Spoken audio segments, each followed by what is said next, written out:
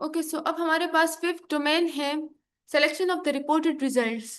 पहला क्वेश्चन है, were the data that produced this result analysed in accordance with the pre specified analysis plan that was finalised before unblinded outcome data were available for analysis. इसका मतलब है कि हमारे पास कोई protocol था, कोई प्री स्पेसिफाइड एनालिसिस प्लान था before deciding this outcomes and before like conducting this study. क्या करेंगे, हम जाएंगे। अब दो तरीके हैं इसके।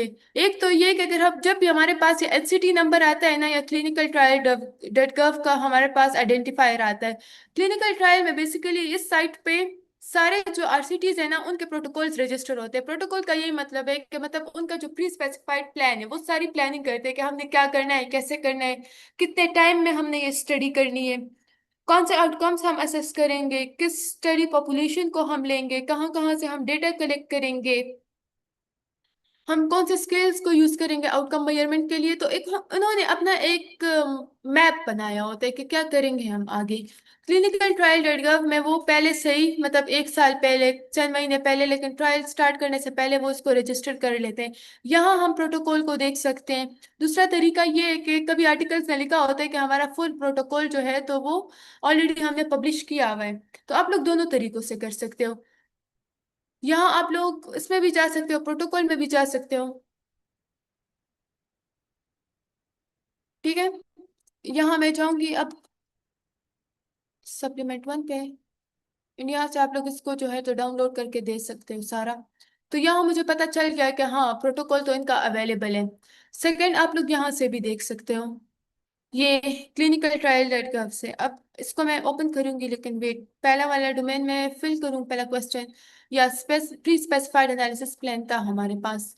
अब नेक्स्ट जो टू क्वेश्चंस है ना, उनका ये मतलब है कि हमारे पास जो रिजल्ट्स आई हैं, क्या उसमें कोई बाइस है from on the bias of the results from multiple eligible outcome measurement। इसका मतलब है कि फॉर एग्जांपल हमने अपने एनालिसिस प्लान में ये कहा है कि हम मतलब तीन स्केल्स हमने कहा है कि हम ये तीनों स्केल्स यूज करेंगे। लेट्स से मेरा जो प्राइमरी आउटकम है वो फास्टिंग प्लाज्मा ग्लूकोज है। फास्टिंग प्लाज्मा ग्लूकोज को मैं इस तरीके से इस टाइम पीरियड में मैं मेजर करूंगी। एंड मेरे पास जो है तो अब,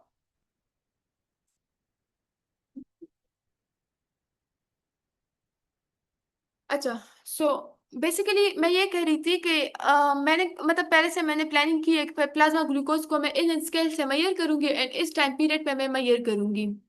और ट्रायल में आके फिर जो है तो मैं ये करती हूँ कि मेरा मतलब टाइम फ्रेम डिफरेंट हो जाता है, या मैं जो है तो स्केल्स डिफरेंट यूज कर लेती हूँ। तो यहाँ बायस आ गया। मैंने बोला एक चीज था प्रोटोकॉल में एंड मैंने किया कोई दूसरी चीज। तो इसका ये मतलब है। अब मैं इसको किस तरह देखूंगी, मैं जाऊंगी, पहले मैं देखती हूँ मेजरमेंट ऑफ द आउटकम्स को based on the scales definition time points. डेफिने scales मैंने बता दिया, टाइम पॉइंट्स भी मैंने बता दिया कि मैंने कहा फॉर एग्जांपल मैं जो हूँ तो 1 वीक एंड 6 वीक पे जो हूँ तो प्लाज्मा ग्लूकोज को मैं देखूंगी। ट्रायल में आके मैं 2 एंड 8 वीक पे देख रही हूँ। स्केल जो है तो मैं कहाँ एक एक यूज करूंगी, अब मैं यूज कर दूसरा रही हूँ। डेफिनेशन का ये मतलब है कि फास्टिंग प्लाज्मा ग्लूकोज की मैंने एक डेफिनेशन प्रोटोकॉल में लिखी हुई थी कि मतलब फास्टिंग प्लाज्मा ग्लूकोज अगर लेस देन 100 हो तो मैं इसको कहूंगी कि फास्टिंग प्लाज्मा ग्लूकोज लेट से। अब ट्रायल में आके मैं उसकी कोई और डेफिनेशन लिख रही हूँ। तो हमारे पास बायस आ रहा है। मैं क्या करूंगी, मैं जो हूँ तो उसमें जाऊंगी, क्लिनिकल ट्रायल डॉट गव पे जाऊंगी। यहाँ इसको खोलूंगी ना, यहाँ देखिए इन्होंने आरसीटी जो है तो वो अपनी वो की है, रजिस्टर की है, सारी डिटेल्स उन्होंने लिखी हुई है। See how is the study design, सारा उन्होंने लिखा हुआ है कि हम रैंडमाइज स्टडी करेंगे, प्राइमरी पर्पस हमारा ट्रीटमेंट होगा, इंटरवेंशन मॉडल हम प्राइमरी पैरेलल असेसमेंट को यूज करेंगे। मास्किंग, अच्छा मास्किंग का आप लोग वहां से भी देख सकते हो। अगर उन्होंने वहां अपने मेथड्स में नहीं दिया होगा कि मतलब मास्किंग हुई है या नहीं, तो सिंपल यहाँ आके ये एनसीटी नंबर आप क्लिक करोगे, डिजाइन डिटेल्स में इन्होंने खामखा मास्किंग का दिया होता है। इन्होंने वही किया है, क्वाड्रपल मास्किंग इन्होंने यूज किया है। क्वाड्रपल का ये मतलब है कि एक चीज इसमें अब डिफरेंट मतलब एक्स्ट्रा आ गई, केयर प्रोवाइडर्स का, इन्होंने इसको भी मास्क किया हुआ है। अच्छा, अब जो है तो मैं जाऊंगी इसमें, यहाँ मैं देखूंगी आउटकम मेजरमेंट को। मेरा जो प्राइमरी आउटकम है तो इंसुलिन, हाँ, इंसुलेशन ऑफ इंसुलिन है। या फिर मैं कहती हूँ कि फास्टिंग प्लाज्मा, फास्टिंग हाइपरग्लाइसीमिया में देखती हूँ, ठीक है। इन्होंने क्या दिया है टाइम फ्रेम, आई होप आप लोगों को नजर आ रहा है, ये टाइम फ्रेम इन्होंने क्या दिया हुआ है, 32 to 38 वीक। मैं सिर्फ एक चीज को अभी फॉर एग्जाम्पल यहाँ पर कर रही हूँ, आप लोग कोई भी अदर चीज देख सकते हो, आप लोग इसको भी देख सकते हो। टाइम टू इंसुलिन इनिशिएशन इन्होंने यहाँ दिया हुआ है 16 वीक्स। आप लोग वहां पर आर्टिकल्स में कंपेयर करोगे, एक दो आउटकम्स को कंपेयर करो, अगर उसका सेम आ रहा है तो मतलब इन्होंने प्रोटोकॉल फॉलो किया है। मैं यहाँ फास्टिंग हाइपरग्लाइसीमिया को देख रही हूँ कि इन्होंने यहाँ कहा है कि 32 and 38 वीक ऑफ गेस्टेशन पे हम मेजर करेंगे। लेट्स सी, अब मैं देखती हूँ कि वाकई हमारे पास ट्रायल में ये चीज हुई भी है, यानी देखो ऑब्जेक्टिव्स में मुझे क्लियरली यहाँ नजर आ गया कि improve fasting hyperglycaemia at gestation week 32 and 38। Further clarification भी आप लोग कर सकते हो यहाँ अपने आउटकम्स में आके। सी, इन्होंने क्या लिखा हुआ है, fasting laboratory glucose of 5.1 millimole पर लीटर और ग्रेटर एट 32 और 38 वीक ऑफ गेस्टेशन। अब आप लोग इसमें ये भी कंफर्म कर सकते हो कि मतलब इन्होंने फास्टिंग प्लाज्मा ग्लूकोज की कौन सी वैल्यूज मतलब स्टैंडर्ड ली हुई है, मतलब इन्होंने क्या अब डिफरेंट डिफरेंट कंट्रीज की डिफरेंट वो स्टैंडर्ड वो होती है ना, स्केल्स होती है। इन्होंने फॉर एग्जाम्पल यहाँ 5.1 लिखा हुआ है, प्रोटोकॉल को के देखोगे, प्रोटोकॉल क्योंकि प्रोटोकॉल थोड़ा सा इसका बल्कि होता है। आप लोग ये सप्लीमेंट वन खोलोगे ना, वहाँ इसका पूरा मतलब बहुत डिटेल दिया होता है, ईच एंड एवरीथिंग इन्होंने बताई होती है कि क्या करेंगे कैसे करेंगे। वहां से भी आप लोग चेक कर सकते हो, and this NCT number is the shortest वे, वहां से भी आप लोग चेक कर सकते हो। मैंने कंपेयर टाइम फ्रेम तो इसका ठीक है, आप लोग दूसरा आउटकम का भी कंपेयर कर सकते हो, आप लोग इसका वो भी देख सकते हो जो स्केल्स उन्होंने कहा है या आउटकम मेजरमेंट मेथड्स उन्होंने कहा है, प्रोटोकॉल में जाके आप लोग रीड कर सकते हो। उन्होंने जो वहां किया है, क्या ट्रायल में भी उन्होंने यही किया है, यानी कुछ डिफरेंट किया है। मेथड सेक्शन में, रिजल्ट सेक्शन के ट्रायल में आप लोग फिर वो देख सकते हो, लेकिन इतना हार्ड एंड फास्ट टूल नहीं होता। एक दो चीज भी आप लोग कंपेयर करो तो आप लोगों को पता चल जाता है। अच्छा, अब मैं क्या कहूंगी कि हाँ इन्होंने कोई बाइस नहीं किया था, तो मैं कहूंगी नो। हाँ, हमारे पास जो आउटकम मेजरमेंट हुआ था उसमें कोई बाइस नहीं है। Multiple eligible analysis of the data, इसका ये मतलब है ना कि इन्होंने अपने ट्रायल में ये कहा हुआ है, ट्रायल के प्रोटोकॉल में, अगेन मैं एनसीटी नंबर पे चली जाऊंगी या फिर मैं प्रोटोकॉल में चली जाऊंगी, लेकिन उन्होंने सारा अपना स्टेटिस्टिकल एनालिसिस प्लान दिया होता है। मैं आप लोगों को दोनों तरीकों से दिखा देती हूँ।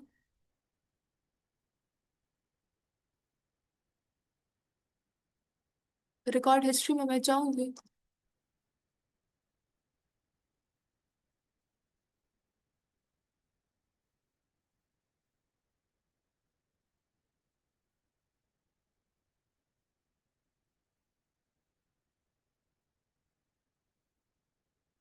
Plan for individual participant data. अब मुझे इसमें मिल नहीं रहा, लेकिन यहाँ इन्होंने अपना स्टेटिस्टिकल एनालिसिस प्लान सारा दिया होता है। यहाँ नहीं तो आप लोग वहां भी देख सकते हो, ये प्रोटोकॉल में। मैं आप लोगों को प्रोटोकॉल डाउनलोड करके दे देती हूँ, सप्लीमेंट कंटेंट पीडीएफ में इसका डाउनलोड कर देती हूँ।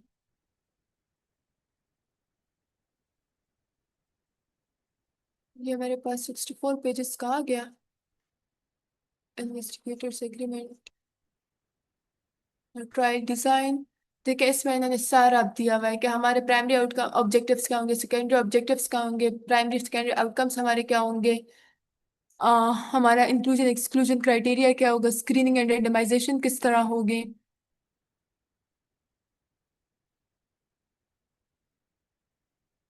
स्टेटिस्टिकल एनालिसिस प्लान, यहाँ आप लोग पूरा, अगर आप लोगों के पास बहुत टाइम है आप लोग जाके रीड कर सकते हैं इसको। इन्होंने क्या कहा है कि हम इंटेंशन टू ट्रीट एनालिसिस भी यूज करेंगे, एंड हम जो है तो मे बी इन्होंने कहीं अपने इसके अंदर लिखा हो कि हम प्रोटोकॉल एनालिसिस भी यूज करेंगे। Let's say for the sake of understanding मैं कहती हूँ कि इन्होंने लिखा है कि हम इंटेंशन टू ट्रीट भी यूज कर रहे हैं, और इन्होंने लिखा है कि हम प्रोटोकॉल भी यूज कर रहे हैं। या इन्होंने फॉर एग्जांपल यहाँ कहा हुआ है कि हम मल्टीपल इम्प्यूटेशन एनालिसिस यूज कर रहे हैं, आप लोग स्टेटिस्टिकल एनालिसिस को जाके इसको पढ़ सकते हो। लेकिन अब मैं कहती हूँ कि इन्होंने लिखा हुआ है कि हाँ हम इंटेंशन टू ट्रीट और उसको इम्प्यूटेशन को करेंगे, एंड ये पर प्रोटोकॉल को भी करेंगे। ट्रायल के एनालिसिस सेक्शन में अब जाके मैं देखती हूँ तो मुझे कुछ नहीं नजर आता। एनालिसिस में जब मैं जाती हूँ तो ये लोग कहते हैं कि हमने इंटेंशन टू ट्रीट की है, इम्प्यूटेशन नहीं की, ये इम्प्यूटेशन अब नहीं की। अब मेरे माइंड में क्वेश्चन आ सकता है, मैं कहती हूँ कि नहीं, इन्होंने जब वहाँ प्रोटोकॉल में कहा हुआ है कि हम करेंगे तो यहाँ इन्होंने क्यों नहीं किया। तो मैं फिर वहाँ अपने रिस्क ऑफ बाइस असेसमेंट में जाके कहूंगी कि हाँ इन्होंने बाइस किया है। देखो, इन्होंने क्लियरली यहाँ वाले का है that the statistical analysis was conducted in accordance with the pre-specified outcomes in the statistical analysis plan. Supplementary 3 वही आप लोगों को प्रोटोकॉल की तरफ ले जाता है। अगेन इन्होंने यहाँ क्लियरली लिखा है। अगेन कंफर्मेशन के लिए आप लोग देख भी सकते हो, लेकिन बहुत टाइम कंज्यूमिंग होगा। तो आप लोग सिंपल यहाँ कर सकते हो कि कोई बायस नहीं हुआ था एनालिसिस के बेसिस पे। इन्होंने कहा था इम्प्यूटेशन नहीं करेंगे, इन्होंने नहीं किया। इन्होंने कहा था आईटीटी करेंगे, इन्होंने इंटेंशन ट्वीट किया हुआ है। तो मैं कहती हूँ नहीं हुआ था, ठीक है। गलत मेरा लो हो गया, यहाँ मैं लो करती हूँ। अच्छा, ये दरम्यान में मैंने डिस्कनेक्ट होके सारा जो रिस्क ऑफ बायस असेसमेंट है ना, उसको आर्टिकल के अकॉर्डिंग कर लिया। कस लाइक आप लोगों को समझाने के लिए आई गेस डोमेन 3 या 4 मैंने हाई किया था, लेकिन उसको अगेन से मैंने टिक कर लिया।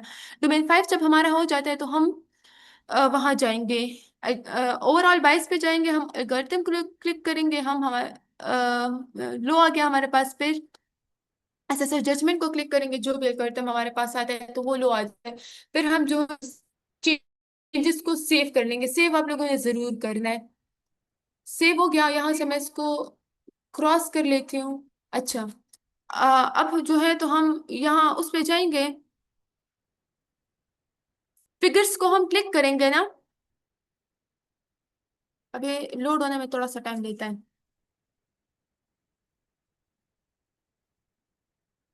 अच्छा, अब इसमें एक चीज मैं आप लोगों को बताऊं कि फॉर एग्जांपल हमारे पास 4 डोमेन्स जो है तो वो लो रिस्क आ रहे हैं। एक डोमेन भी अगर हाई रिस्क हो गया ना तो ओवरऑल हमारे पास हाई रिस्क होगा। अगर सारे डोमेन्स लो रिस्क आ रहे हैं, एक डोमेन भी सम कंसर्न्स हो गया तो ओवरऑल हमारे पास सम कंसर्न होगा। मतलब जो चेंज वो आ रहे हैं ना, वर्ड आ रहे हैं तो ओवरऑल वो होगा। अब फॉर एग्जांपल सारे डोमेन्स हाई आ रहे हैं, एक डोमेन हमारे पास लो रिस्क आ गया तो उसके बेसिस पे हम करेंगे। खैर इस तरह होता नहीं है, आरसीटी में बहुत कम इस तरह होता है कि सारे के सारे डोमेन्स हमारे पास हाई रिस्क आ जाए।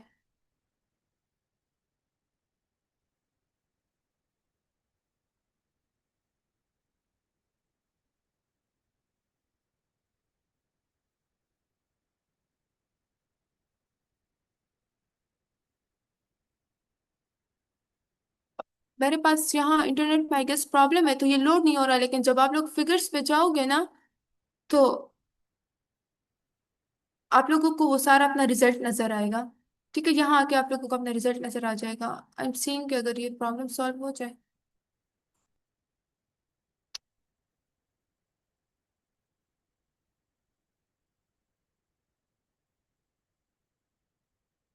समरी में भी आप लोग देख सकते हो, रिजल्ट्स में जाके भी आप लोग देख सकते हो। इन पर फिगर्स में पता नहीं मेरे पास क्यों लोड नहीं हो रहा, वैसे होता तो है।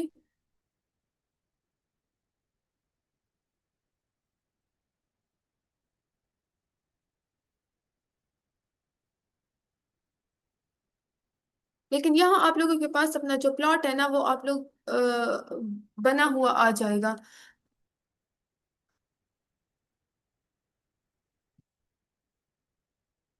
ये रॉब में कभी कभी इस तरह ग्लिच आ जाता है, लोड होने में टाइम ले रहा है।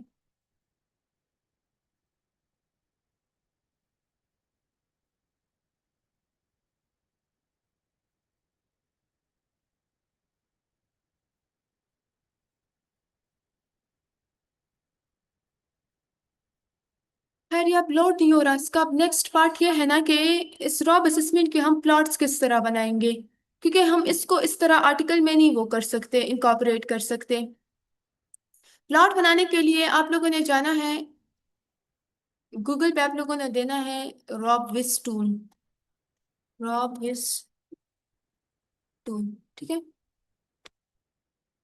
रॉब विस टूल पे आप लोग जाओगे एंड यहाँ गो टू रॉब विस।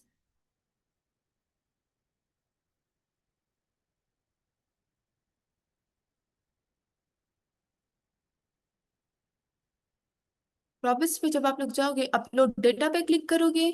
अपलोड डेटा में फिर यहाँ जिस टूल से आप लोगों ने असेसमेंट किया होता है, मैंने रॉब 2 से किया, मैं यहाँ रॉब 2 क्लिक करूंगी। और my data containing weight outcome. अब इसके दो मेथड्स हैं। एक तो आप लोगों का जो एक्सेल फाइल है ना, इसमें आप लोगों ने असेसमेंट किया होगा, इसको आप लोग सेव कर लो। यहाँ आप लोग आओगे, आप लोग यहाँ क्लिक करोगे कि ब्राउज पे, जो भी आप लोगों का फाइल होगा तो आप लोग वो अपलोड कर दोगे। कभी इसमें ग्लिच आ जाता है, वो अपलोड नहीं करता। जो ड्रॉप 2 है, ड्रॉपलेस टूल्स, इसमें अक्सर मतलब ये थोड़े बहुत अप डाउन आते रहते हैं। जब कभी नहीं हुआ होता है ना, तो आप लोग इंटर जो डेटा है वो मैन्युअली आप लोग कर सकते हो। मैन्युअली किस तरह करोगे? स्टडी आईडी मेरे पास क्या थी, मैं बिल्कुल नाम उसका भूल गई। ये और क्या था, 2023। अच्छा, 2023। ये ये इसको लिख लेती हूँ। 2023।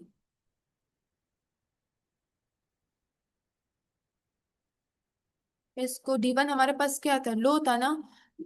ये ये सारा वहां गिवन होता है, मतलब उसका जो ओवरऑल रिजल्ट होता है ना, वो फिगर्स वाली जगह पे गिवन होता है, लेकिन अब यहाँ मेरे पास लोड नहीं हो रहा वो। लेकिन खैर मुझे अब याद है ना कि किस डोमेन में क्या था। बाकी आप लोग वहां से जाके देख सकते हो प्लॉट्स किस तरह बनते हैं। ये मेरे पास T5 जो है,